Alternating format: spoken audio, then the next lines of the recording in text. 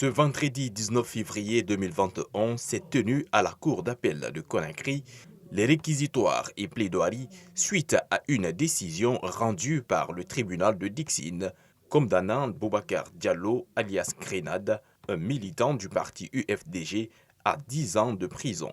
À la sortie de l'audience, son avocat s'est exprimé sur ce dossier. La suite des plaidoiries est renvoyée pour le 26 février prochain. Selon les informations obtenues par un confrère en ligne, le jeudi 18 février, Ousmane Gawal Diallo a été interrogé par le pool des magistrats instructeurs en l'absence de ses avocats. L'ancien député uninominal de Gawal se serait résolu à garder le silence face au juge pour protester contre ce qu'il considère comme une violation de son droit à l'assistance d'un avocat de son choix.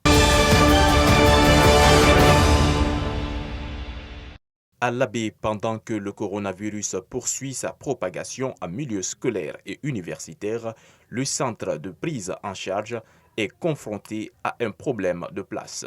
Les autorités sanitaires ont tiré cette semaine la sonnette d'alarme.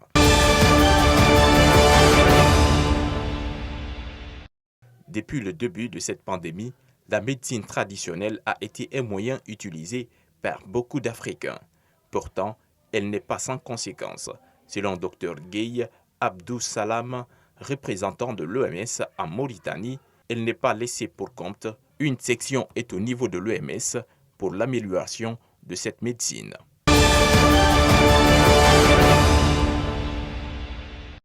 Un calme précaire règne à Mogadiscio après plusieurs incidents armés depuis jeudi.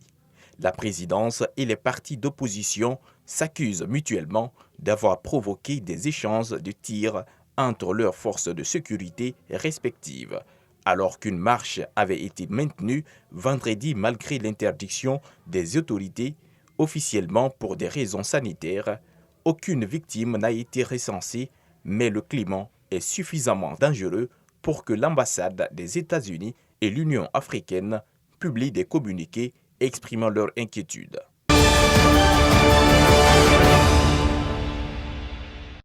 Emmanuel Macron a proposé ce vendredi 19 février que l'Europe et les États-Unis livrent le plus vite possible 13 millions de doses de vaccins à l'Afrique pour que le continent puisse vacciner ses 6,5 millions de citoyens.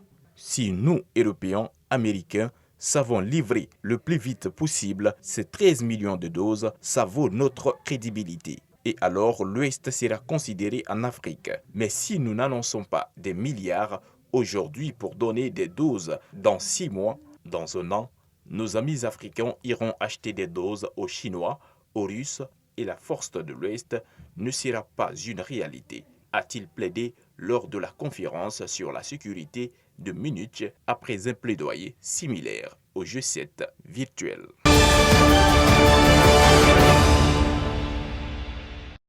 En Géorgie, 25 manifestants ont été arrêtés ce vendredi.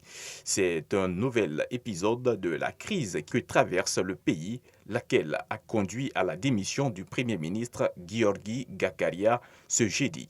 Les derniers soubresauts de la crise politique que traverse la Géorgie sont liés à la décision du parti au pouvoir cette semaine de lever l'immunité parlementaire de Nika Melia, le chef du principal parti d'opposition. Cette affaire pose la question de la dynamique démocratique qui anime la Géorgie, laquelle fait figure d'exception dans l'ancien espace soviétique, encore très influencé par l'autoritarisme du régime de la Russie voisine.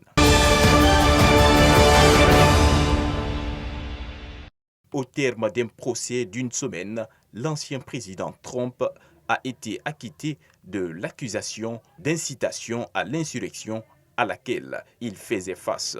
7 sénateurs républicains ont néanmoins voté en faveur de sa destitution. Dans le quartier de Capitol Hill, près d'établissements habituellement fréquentés par des élus républicains, les correspondants des radios publiques francophones analysent la dynamique au sein du parti et l'importance de Donald Trump pour l'avenir de cette formation politique.